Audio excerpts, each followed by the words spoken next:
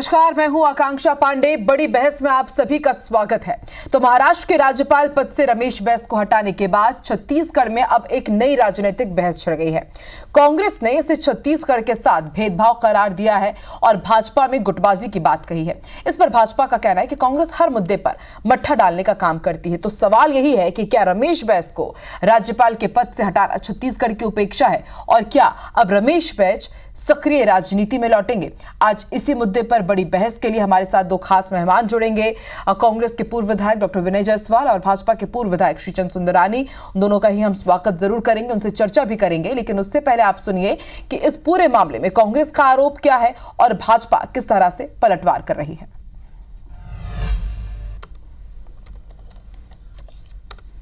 Bharatiya Janata party की सरकार, केंद्र की सरकार छत्तीसगढ़ के साथ लगातार उपेक्षा कर रही है कि 10 सांसद जीत के जाने के बाद भी मंत्रिमंडल में सिर्फ राज्य मंत्री दिया गया, जबकि कैबिनेट मंत्री नहीं दिया गया। माननीय रमेश बैस जी महाराष्ट्र के राज्यपाल थे, उनको हटा दिया गया। तो इससे बड़ा दुर्भाग्य क्या हो सकता है? इस तरह से भारतीय जनता पार्टी की सरकार, केंद्र की सरकार लगातार छत्तीसगढ़ के साथ उपेक्षा और भेदभाव और बदले की भावना से काम कर रही है। भारतीय जनता पार्टी में अगर आप विधानसभा में देखें, बाहर भी देखें, तो 6 धड़े, तो मैं ऐसे ही कह दूंगा 6 धड़े में अभी चल रहा है भारतीय जनता पार्टी। और अगर रमेश बैस जी आते हैं, एक्टिव पॉलिटिक्स में आते हैं, तो एक और धड़ा आ जाएगा। कांग्रेस के लोग सोचते हैं कि कहीं न कहीं मट्ठा डालने का काम करते रहे। ये कल्चर कांग्रेस की है। भारतीय जनता पार्टी में एक परिवारवाद है। माननीय रमेश बैस जी हमारे प्रदेश के, देश के एक बहुत ही कदावर नेता है। उनका सम्मान हर जगह है और इसलिए उनके सम्मान में किसी प्रकार की कमी नहीं होगी।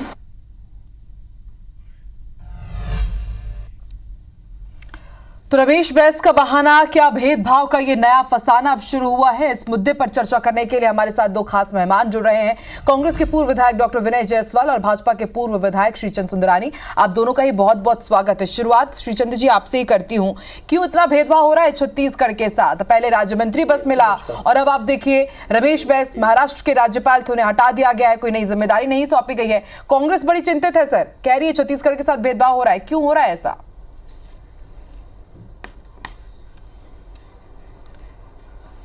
आकांक्षा जी, कांग्रेस पार्टी को चिंतित होने की जरूरत नहीं है। भारतीय जनता पार्टी अपने आप में सक्षम पार्टी है। कांग्रेस पार्टी के सर्टिफिकेट की आकांक्षा जी हमको जरूरत नहीं है। जहां तक उपेक्षा की बात करते हैं तो मुझे दीपक बैस जी बताएं कि उनकी यूपीए 1, यूपीए 2 की सरकार में छत्तीसगढ़ को क्या मिला था। एक समय तो ऐसा था कि 1-2 सांसद कांग्रेस के होने के बाद भी केंद्रीय मंत्रिमंडल में एक भी सदस्य नहीं था। बहुत बाद में श्री चरणदास महंत जी को मंत्री बनाया था। तो कांग्रेस पार्टी ने कभी एक गवर्नर नहीं दिया छत्तीसगढ़ को, लेकिन भारतीय जनता पार्टी की सरकार ने आदरणीय रमेश बैस जी को त्रिपुरा, असम, उसके बाद महाराष्ट्र जैसे राज्य का गवर्नर बनाया है और छत्तीसगढ़ को प्रतिनिधित्व भी दिया है। गठबंधन की सरकार है, एक मंत्री पहले दिन ही बना दिया है और निश्चित रूप से आने वाले समय में छत्तीसगढ़ को बहुत कुछ मिलेगा। और आदरणीय रमेश बैस जी छत्तीसगढ़ के बहुत बड़े नेता हैं। उनको अब कांग्रेस की, मुझे लगता है, भय और डर कांग्रेस को इसी बात का सता रहा है। ठीक है, मैं विनय जी से उत्तर लेती हूँ। विनय जी धैर्य की बात कर रहे हैं, श्रीचंद जी डर की बात कर रहे हैं और इसके साथ ही कह रहे हैं कि थोड़ा आराम भी, मतलब थोड़ा सा भी वक्त तो दीजिए। कल ही नए पदभार ग्रहण करने की बात आई है, कल ही नए राज्यपालों की नियुक्ति हुई है। तो ऐसे में अभी से ही क्यों हड़बड़ाहट? हो सकता है कि बाद में संगठन में कुछ और अच्छी जगह मिल जाए बीजेपी में।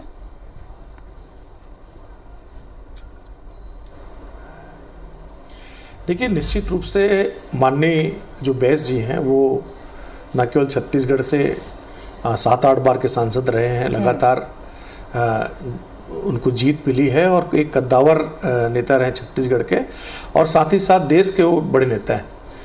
और माननीय अध्यक्ष जी ने जो आज दीपक बैस जी ने जो बयान दिया है उनको लेके, वो उनका कहने का आशय समझिए, भारतीय जनता पार्टी इस बात को समझ नहीं पा रही है। अभी श्रीचंद सुंदरानी जी बोल रहे थे कि छत्तीसगढ़ को कांग्रेस ने क्या दिया।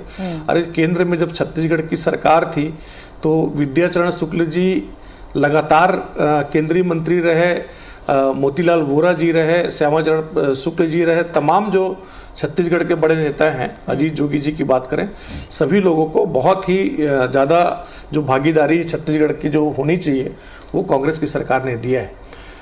जहाँ तक भारतीय जनता पार्टी की अगर हम बात करें, लगातार पिछले 10 सालों से उनकी सरकार रही है, तीसरी बार गठबंधन की सरकार बनी है। और सबसे बड़ा दुर्भाग्य है कि छत्तीसगढ़ लगातार 10-9 सांसदों को जिताकर भेज रही है, लेकिन छत्तीसगढ़ की जहां भागीदारी की बात आती है तो आज देखिए तोखन साहू जी को एक राज्य मंत्री बना के तीसरी कर दिए।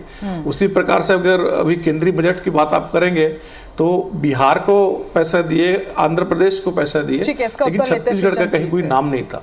तो इस तरीके से लगातार केवल केंद्रीय नेतृत्व, जो केंद्रीय नेतृत्व है वो केवल यहाँ से वोट चाहती है, यहाँ से सपोर्ट चाहती है। लेकिन बताइए क्या सिर्फ केंद्र नेतृत्व वोट चाह रहा है? क्योंकि विधानसभा चुनाव में भी भाजपा ने अच्छी जीत दर्ज की ना, क्योंकि ये अनएक्सपेक्टेड विनिंग थी वो उस समय कि हमें लग ही नहीं रहा था कि शायद भाजपा कुछ ऐसा कमाल कर पाएगी, लेकिन बहुत अच्छा आप सभी ने काम किया। उसके बाद फिर लोकसभा चुनाव में देख लीजिए, उसके बाद सिर्फ तोखन साहू को राज्य मंत्री बना दिया गया।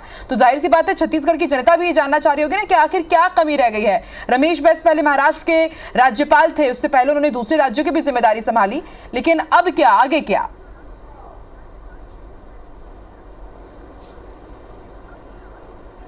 आकांक्षा जी, मैं अभी एक सेकंड के लिए विनय जायसवाल जी के आरोप का जवाब दे दूं। वो ये बता रहे थे कि विद्याचरण शुक्ल जी और श्यामाचरण शुक्ल जी और अजीत जोगी जी केंद्र में बड़ा स्थान रहा। अजीत जोगी जी का कहीं केंद्र में कोई स्थान नहीं रहा। एक बार राज्यसभा के सदस्य चुन के जरूर गए थे, लेकिन कोई मंत्री नहीं बने।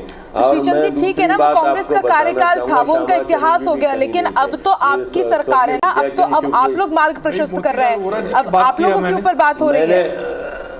कभी एक देखिए, जहां तक रमेश बैस जी का सवाल है, वो हमारे बहुत बड़े नेता हैं छत्तीसगढ़ के। कांग्रेस की घबराहट इसी बात से लग रही है कि कहीं रमेश बैस छत्तीसगढ़ की राजनीति में अगर सक्रिय हो गए तो जो थोड़ा बहुत जनाधार कुछ सीटों पे कांग्रेस का बचा है वो भी जनाधार खिसक जाएगा, क्योंकि भारतीय जनता पार्टी के ऊपर वो लगा रहे हैं आरोप की 6 गढ़ों में बटी हुई है भारतीय जनता पार्टी। वास्तविकता ये है कि जितने नेता उतनी कांग्रेस है छत्तीसगढ़। भारतीय जनता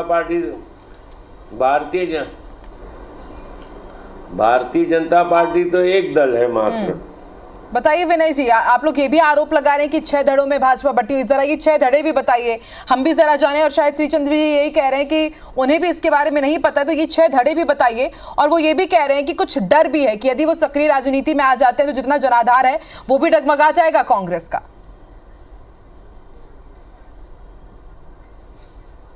देखिए आकांक्षा जी, सक्रिय राजनीति में अगर आते हैं हमारे बैस जी, रमेश बैस जी, तो ये तो छत्तीसगढ़ के लिए भी अच्छी बात है, भारतीय जनता पार्टी के लिए भी अच्छी बात है कि उनके अनुभवों का फायदा पूरे छत्तीसगढ़ वासियों को मिलेगा, छत्तीसगढ़ प्रदेश को मिलेगा। और उससे निश्चित रूप से राजनीति से ऊपर उठ के बोलना चाहिए कि इतने वरिष्ठ नेता को जरूर आना चाहिए। जिस तरीके से उनको हटाया गया, अगर उसका पुनर्स्थापन नहीं करते हैं तो निश्चित रूप से एक ये बड़ा धक्का छत्तीसगढ़ के लोगों के लिए छत्तीसगढ़ को है। और जहां तक धड़ों की बात है तो ये हम लोग नहीं बोल रहे हैं आकांक्षा जी, आज ये पूरा प्रदेश बोल रहा है, पूरे प्रशासनिक जो अमला है वो बोल रहे हैं, भारतीय जनता पार्टी के आम कार्यकर्ता बोल रहे हैं कि आज हम कहां जाएं, हमको ये समझ में नहीं आ रहा है। बताइए ना, किसके पास घड़ा है, लेके जाए, किसके नेतृत्व में घड़ा है, काम लेके जाए, ये पता ही नहीं चल रहा है कि सरकार चल कहां से रहा है। ये बड़ा शोध का विषय हो गया है, और ये शोध जब खत्म हो जाएगा तो फिर ये सब क्लियर होगा कि कहां से चल रहा है।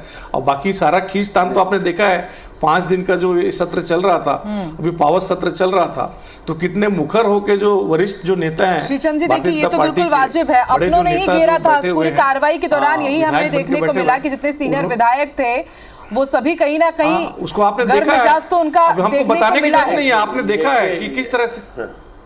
तो क्या वाकई जो आरोप लगाए जा रहे हैं कि 6 दलों में भाजपा बट गई है और अगर एक और पावर आ जाएगा तो फिर? श्रीचंद जी उत्तर दीजिए। देखिए आकांक्षा जी, छत्तीसगढ़ में भारतीय जनता पार्टी एकजुट है और कहीं न कहीं 6 दिनों के सत्र में कांग्रेस ही बगले झांकते रहे। जितने आरोप लगे, भ्रष्टाचार के आरोप लगे, जितने उनके ऊपर उल्टा जवाब मिला, तो कहीं न कहीं कांग्रेस में ही हड़बड़ाहट रही। मैं विनय जायसवाल जी से जानना चाहूंगा, हमें भी बता दें 6 घड़े कौन है, और वे पूछ रहे हैं कि सरकार कहाँ से चल रही, तो सरकार नया राजधानी से मुख्यमंत्री के कक्ष से चल रही है।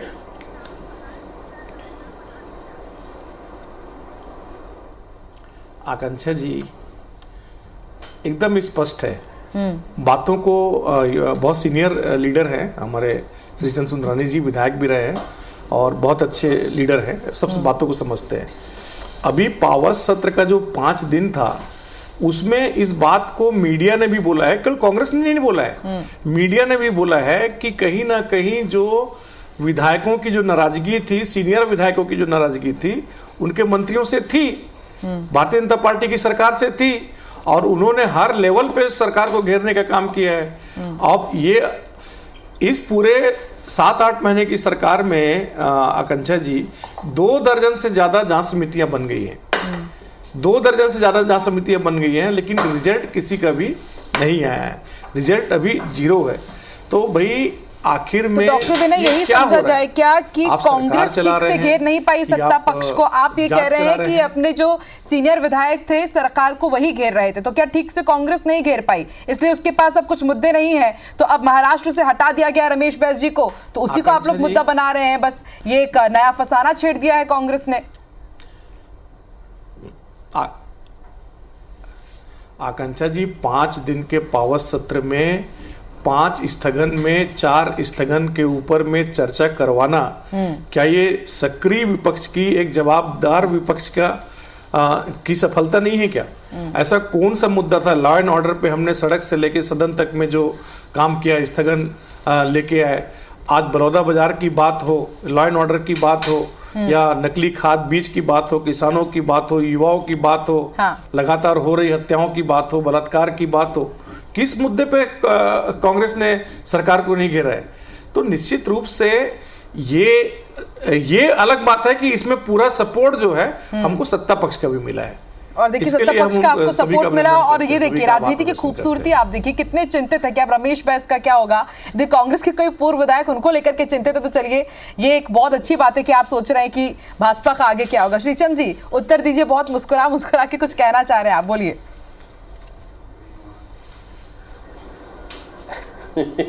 मुझे तरस आता है, आदरणीय विनय जायसवाल जी बहुत सुलझे हुए नेता हैं। भारतीय जनता पार्टी का सपोर्ट मिला मतलब कांग्रेस पार्टी इतनी कमजोर हो गई है कि अब उनको राजनीति करने के लिए भारतीय जनता पार्टी का सहयोग लेना पड़ रहा है। दूसरी ओर मैं अगर कहूँ आकांक्षा जी कि भारतीय जनता इन्होंने 5 गलत दिशा में लेके जा रहा है, सफलता मिली, बल्कि 4 स्थगन पे जो आपकी चर्चा हुई उसमें जो परतें उखाड़ी गई वो कांग्रेस पार्टी की ही उतरी है वहां पे, चाहे कानून व्यवस्था के मामले में, अन्य मुद्दों पे कांग्रेस निरुत्तर हो गई, कांग्रेस एक्सपोज हो गई विधानसभा के भीतर, और भारतीय जनता पार्टी का विधायकों का संगठित रूप से उसका जवाब दिया गया। हताश हो गई कांग्रेस, निराश हो गई, उल्टा ही वो उनके नेता गिरते नजर आए। ठीक है, चलिए क्लोजिंग स्टेटमेंट की ओर बढ़ते हैं। श्रीचंद जी शुरुआत आपसे करती हूं मैं कि क्या सक्रिय राजनीति में आप रमेश बैस लौटेंगे, और जैसे कि कांग्रेस आरोप लगा रही है कि यदि वापसी होती है तो भाजपा में गुटबाजी भी हो सकती, तो इसका कुछ डर नहीं? आकांक्षा जी, हम तो आदरणीय रमेश बैस जी को सक्रिय राजनीति में देखना चाहते हैं। हम चाहते हैं कि भारतीय जनता पार्टी को मजबूती मिलेगी, उनके आने से छत्तीसगढ़ और मजबूत होगा। हम तो मजबूत स्थिति में, और कांग्रेस का थोड़ा बहुत जो जनाधार बचा है वह भी समाप्त हो जाएगा। रमेश बैस जी आदरणीय अगर आके छत्तीसगढ़ की राजनीति की कमांड देखते हैं तो। ठीक है, आप भी उत्तर दीजिए विनय जी कि रमेश बैस को राज्यपाल पद से हटाना इतना आप लोगों को क्यों लग रहा है कि हो सकता है अभी आगे और उन्हें कुछ महत्वपूर्ण जिम्मेदारी मिल सकती है, तो अभी से ऐसा क्यों लग रहा है कि भेदभाव हो गया है बहुत गजब का? देखिए आकांक्षा जी, मैंने जैसा बताया शुरू के वक्तव्य में कि रमेश बैस जी एक उदाहरण है। आज आप देखिए ब्रिजमोहन अग्रवाल जी की क्या हालत कर दी है, एक पूरे राज्य से ही उनको हटा दिया गया। तो ये जो भारतीय जनता पार्टी में जो नूरा कुश्ती चल रही है, वर्चस्व की जो लड़ाई चल रही है, वो कहीं ना कहीं अब सतह में आगे दिख रही है। और ये सरकार के लिए ठीक नहीं है, प्रदेश के लिए ठीक नहीं है। जिन वायदों के साथ आए हैं, अभी तो केवल 6-7 महीने हुए हैं, इसलिए ज्यादा बोलना ठीक नहीं है, लेकिन जिन वायदों के साथ भारतीय जनता पार्टी सत्ता में आई है, सरकार में आई है, उन वायदों को पूरा करने का काम करें, कानून व्यवस्था के लिए काम करें, रोजगार के लिए काम करें। विनय जी देखिए, जनता सब कुछ देख रही है, भली भांति समझ रही है, और अब बहुत जल्द निकाय चुनाव भी आने वाले, तो सरकार कैसा काम कर रही है, कैसा नहीं कर रही है, तो जब मतदान दिए जाएंगे तो वो कुछ ना कुछ ये सारी चीजें सेट रहेंगी कि इसके बेसिस पर ही वहां पर होगा। तो एक हमारे लिए अभी अग्नि परीक्षा का दौर अभी और बाकी है। बहुत बहुत शुक्रिया डॉक्टर विनय और श्रीचंद जी हमारे साथ जुड़ने के लिए इस डिबेट में। शुक्रिया। देखते रहिए IBC 24। नमस्कार।